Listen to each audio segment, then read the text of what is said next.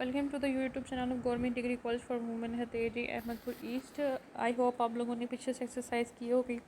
ठीक है, हमने 7.1 एक्सरसाइज की स्टार्ट की हुई थी। पहले हमने उसका ब्रीफली सारा क्या पढ़ा था, इंट्रोडक्शन पढ़ा था, एक एक चीज़, वेक्टर्स क्या होता है, मैग्नीट्यूड क्या होती है, यूनिट वेक्टर क्या होता है, जीरो वेक्टर क्या होता है, मैग्नीट्यूड निकालने का तरीका पढ़ा हमने, यूनिट वेक्टर निकालने का तरीका।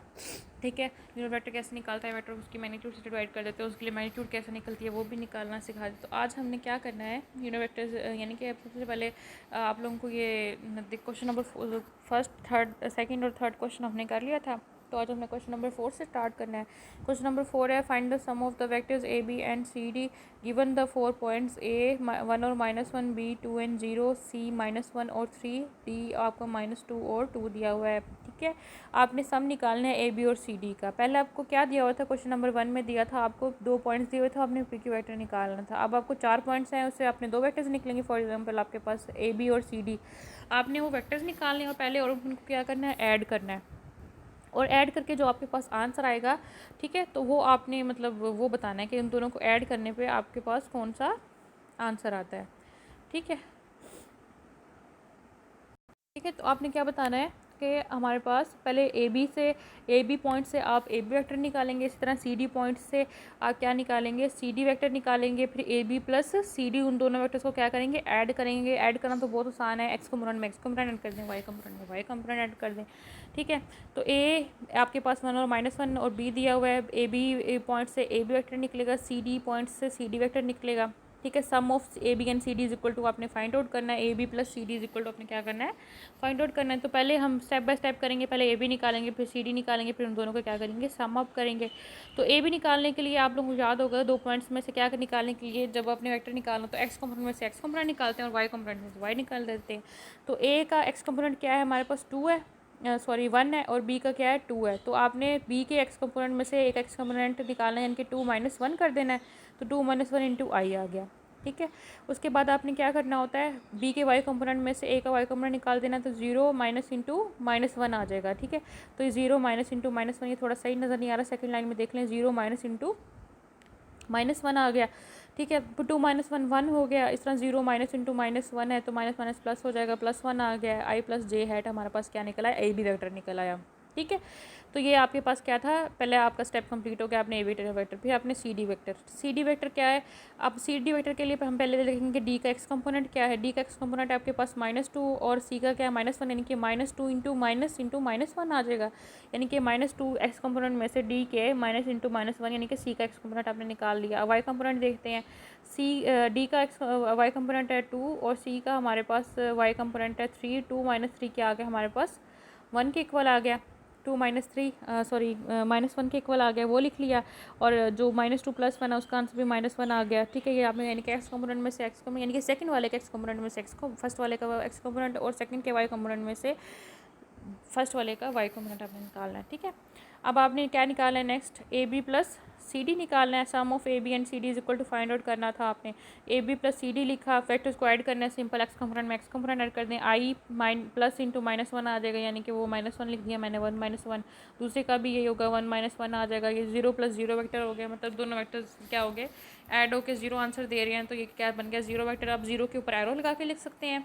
वैसे तो आप 0 क्वान्टिटी जब लिखते हैं, एक स्केलर लिखते हैं, ठीक है, तो उसमें क्या होता है कि हमारे पास उसका मतलब क्या होता है कि वो एक 0 स्केलर है। लेकिन जब आपने 0 वेक्टर लिखना है तो उसको लोन नहीं लिखना। उसके लिए अब आपकी ये नहीं है कि आपने 0 वेक्टर निकल आया, आपने उसको डायरेक्ट 0 उठा के सिर्फ 0 लिख दिया, नहीं। 0 के नीचे या तो आप लाइन लगाएंगे, जैसे कि इस बुक्स में आपने बड़ा वेक्टर के लिए यूज़ करें, या 0 के ऊपर आप क्या लगाएंगे, कोई भी एरो लगाएंगे। ठीक है, तो ये आपका क्वेश्चन नंबर 4 हो गया कंप्लीट। ठीक है, उसके बाद हम नेक्स्ट क्वेश्चन नंबर, ठीक है, नेक्स्ट है हमारे पास क्वेश्चन नंबर 5। पहले हम उसको पढ़ लेते हैं। क्वेश्चन नंबर 5 है, find the vector from A to the origin, यानी कि ए की तरफ, ए से ओरिजिन की तरफ, यानी कि ए से ओरिजिन को हम ओ से रिप्रेजेंट करते हैं, ओ की तरफ, यानी कि ए ओ वेक्टर निकालना है। ए ओरिजिन का मतलब है, ओरिजिन भी एक पॉइंट है हमारे पास ना, जहाँ से एक्सिस स्टार्ट होते हैं, वो पॉइंट 0 0 होता है, आप लोगों को पता होगा। ठीक है, तो ए ओ वेक्टर आपने निकालना है।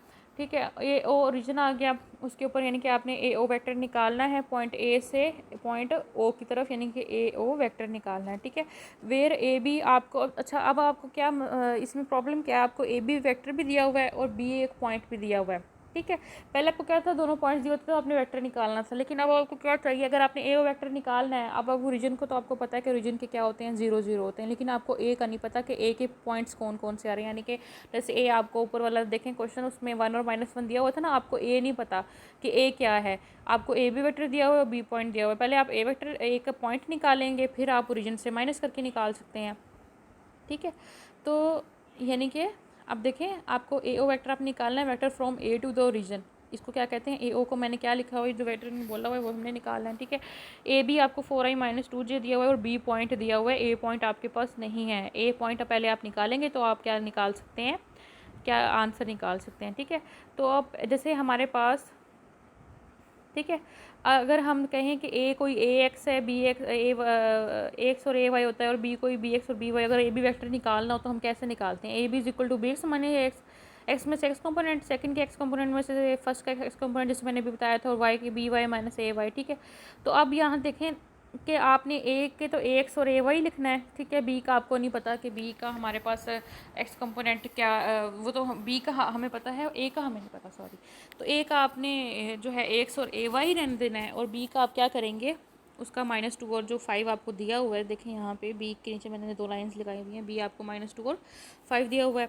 ठीक है, वो आपने लिख दिया -2 - ए एक्स और 5 - ए वाई। ठीक है, तो अब आपको जो ए बी वेक्टर दिया हुआ है, आप उसकी वैल्यू, अब आपके पास ए बी वेक्टर क्या निकला है, -2 - ए एक्स और 5 - ए वाई, लेकिन जो आपके पास गिवन है वो ए बी वेक्टर क्या है, यहाँ पे देखें 4i - 2j दिया हुआ है।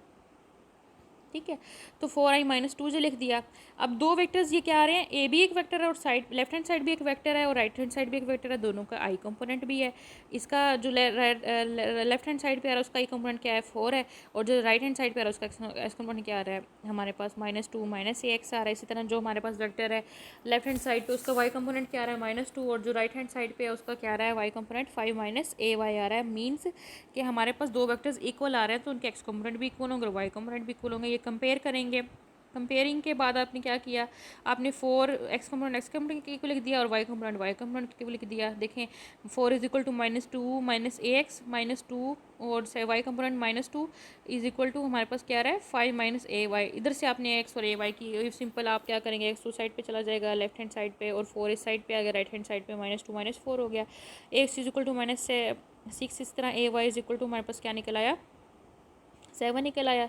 ठीक है, उसके बाद आपने क्या किया, अब आपके पास ए कंपोनेंट निकल आया -6 और 7, बी तो आपके पास पहले ही था। अब आपने ए ओ वेक्टर निकालना है, ए पॉइंट आ गया, ओ हमारे पास हमें पता है 0 0 के इक्वल होता है। ए पॉइंट क्या है, देखें -6 और 7 निकल आया, ओ क्या होता है, 0 एंड 0 होता है। ए ओ आपने निकाल लिया 0 - इंटू -6। ठीक है, मतलब आपने क्या करना है, ए ओ निकालना है, तो आपने ओ के पॉइंट्स में से एक्स कंपोनेंट में से ए का एक्स कंपोनेंट 0 - इंटू -6, इस तरह 0 - 7 आ गया। ठीक है, तो ये ओ वेक्टर निकल आया। ठीक है, ए ओ वेक्टर आपके पास क्या निकल आया, ये निकल आया। ठीक है, तो मतलब आपके पास क्या था, ए बी वेक्टर दिया हुआ था और बी वेक्टर और बी आपको पॉइंट दिया हुआ था, ए पॉइंट आपके पास नहीं था। पहले आपने ए पॉइंट निकाला, फिर आपको ए ओ वेक्टर निकालना था। ओ पॉइंट तो आपको पता है हमेशा ओरिजिन होता है और 0 0 के इक्वल होता है, इसी तरह आपने उससे क्या कर लिया, ए वेक्टर निकाल लिया। ठीक है, इसके बाद नेक्स्ट क्वेश्चन करते हैं, उसको पहले हम बुक से पढ़ते हैं कि वो दिया क्या हुआ है। तो यहाँ पे हमारे पास अब क्वेश्चन नंबर 5 हो चुका है। ठीक है, क्वेश्चन नंबर 6 देखें, find a unit vector in the direction of the vector given below. अब ये चीज़ है आपके पास, क्या है, आपको क्या कहा गया है, find the unit vector in the direction of the vector given below. आपने यूनिट वेक्टर निकाला, आप लोगों को याद होगा हमने यूनिट वेक्टर का फॉर्मूला पढ़ा था, vector divided bye its magnitude, यानी कि वेक्टर को उसके मैग्नीट्यूड से डिवाइड कर दें तो उसका क्या निकलाता है, यूनिट वेक्टर निकलाता है। आपको 3 किस्म के वेक्टर दिए हैं, इसका फर्स्ट और सेकंड पार्ट मैं कराऊंगी, इसका थर्ड पार्ट आप लोगों ने खुद करना है, आप लोगों की असाइनमेंट है। ठीक है, तो 6 का फर्स्ट पार्ट हम करते हैं पहले। क्वेश्चन नंबर 6 का क्या दिया हुआ है, V is equal to, sorry इसको थोड़ा सा जूम कर लेते हैं, v is equal to 2i - j दिया हुआ है। ठीक है, v हैट यानी कि v यूनिट वेक्टर, आपको याद होगा यूनिट वेक्टर के लिए हम ऊपर क्या करते हैं, हैट लगा देते हैं छोटा सा, यानी कि unit vector in the direction of v। आपको जैसे बुक में आपको सिंबल्स यूज़ किए हैं, v के नीचे लाइन लगा के और फिर उसका यूनिट वेक्टर निकालते हैं, मैं उस तरीके से भी सेकंड पार्ट उस तरीके से कराऊंगी। फर्स्ट पार्ट जैसे आप एरो सिंपल फिजिक्स में भी यूज़ करते हैं वैसे भी कर सकते हैं, कोई आपका गलत नहीं करेगा। v hat is equal to निकालना है, v hat is equal to v unit vector divided by v की मैग्नीट्यूड। ठीक है, v की मैग्नीट्यूड किसके इक्वल आएगी, 2 का स्केयर प्लस -1 का स्केयर, यानी कि एक्स कंपोनेंट का स्केयर प्लस वाई कंपोनेंट का स्केयर। एक्स कंपोनेंट है हमारे पास 2 का स्केयर प्लस -1 क्या है, वाई कंपोनेंट है -1 का स्क्वायर और अंडर रूट ले लिया, 2 का स्क्वायर 4 आ गया, -1 का स्क्वायर 1 आ गया, 4 + 1 = 2, हमारे पास अंडर रूट 5 आ गया। ठीक है, तो यहाँ तक हमारे पास क्या हो गया, कंप्लीट हो गया। ठीक है, यानी कि हमारे पास पहला स्टेप का हमने मैग्नीट्यूड निकाली तो वो कंप्लीट हो गई। फिर क्या करते हैं, वेक्टर को उसके मैग्नीट्यूड से डिवाइड करते हैं, V vector divided by V की मैग्नीट्यूड, ऊपर देखें वी हेड की वैल्यू दी हुई है, आपने वी मैग्नीट्यूड निकाल ली। अब आपको क्या चाहिए, आपने वी वेक्टर को उसके मैग्नीट्यूड से डिवाइड करना है। मैग्नीट्यूड लिख, आपने वी वेक्टर लिखा 2i - j लिखा, नीचे उसकी मैग्नीट्यूड आपने 5 निकाली है। सॉरी, ये अंडर रूट 5 था, आप लोगों ने इसको ठीक कर लेना, आपने अंडर रूट 5 कर देना है हर जगह पे। सिर्फ क्या आएगा, 2i - j hat over under root 5, और इसी तरह जो वी हैट निकलेगा। फिर आपने क्या करना होता है, जब डिवाइड कर रहे हैं कोई स्केलर और मल्टीप्लाई हो रहा हो, डिवाइड हो रहा हो, तो सारे कंपोनेंट्स अलग अलग हो जाता है। जैसे मल्टीप्लाई होता है तो हम क्या करते हैं, 10i बन जाता है और -5j बन जाता है। ठीक है, इस तरह का डिवाइड हो रहा है तो 2/5 और 1/5 बन जाएगा, यानी कि 2/5i यानी कि अब अंडर रूट 10 है हमारे पास, तो 2/√5i - 1/√5j। ये थोड़ा सा गलती हो गया, आप लोगों ने इसको ठीक कर लेना है। ठीक है, तो ये क्या तरीका था अब हमारे पास यूनिट वेक्टर निकालने का। ठीक है, तो आज हमने कौन कौन से क्वेश्चन पढ़े हैं, आज हमने क्वेश्चन नंबर 4 पढ़ा है, 5 पढ़ा है, 6 पढ़ा है। 4 में भी आप लोगों को याद होगा ए बी और सी डी वेक्टर के साथ हम निकालना था, बी में हमें पॉइंट ही नहीं दिया हुआ था, वो हमने निकाला, कैसे निकालते हैं। ठीक है, अब इसका हम सेकेंड पार्ट करने लगे हैं। ठीक है, सेकंड पार्ट में आपको v = क्या दिया हुआ है, 1/2i - +3/√3/2 j दिया हुआ है। x कंपोनेंट 1/2 और y कंपोनेंट क्या दिया हुआ है हमारे पास, √3/2। Unit vector in the direction of v = v vector over v vector की मैग्नीट्यूड।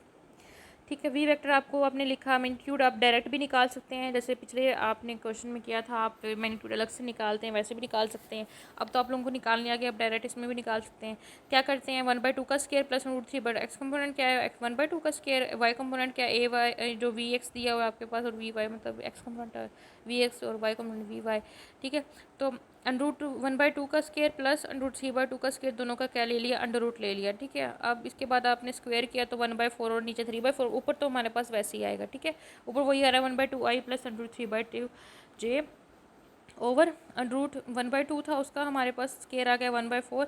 इस तरह √3/2 था उसका स्क्वायर आ गया 3/4 आ गया। ठीक है, दोनों को ऐड किया तो 4/4, आंसर हमारे पास 1 आ गया नीचे, तो नीचे 1 आ रहा है तो ऊपर वाला आंसर मतलब एज इट इज़ आ रहेगा 1/2i + √3/2। तो कोई आंसर आता तो हम उसको डिवाइड करते। ठीक है, यहाँ तक आप लोगों का आज का लेक्चर है। आप लोगों ने ये क्वेश्चन की अच्छी तरह प्रैक्टिस कर लेनी है, प्रैक्टिस करेंगे तो आप लोगों को आएंगे। वेक्टर हो सकता है कुछ लोगों के लिए बिल्कुल न्यू हो, इसलिए मैं बिल्कुल स्लो करवा रही हूँ। दूसरा, ऑनलाइन क्लासेस के लिए ज़रिए से समझना भी बहुत मुश्किल है। ठीक है, इसलिए मैंने आसान चैप्टर करवा रही हूँ। जो डेरिवेशन और इंटीग्रेशन का चैप्टर होगा वो बहुत इंपॉर्टेंट है, वो मैं आप लोगों को खुद क्लास में, अगर फॉर एग्जांपल इंशाल्लाह हालात कंट्रोल में आ जाएंगे तो मैं आपको करवाऊँगी।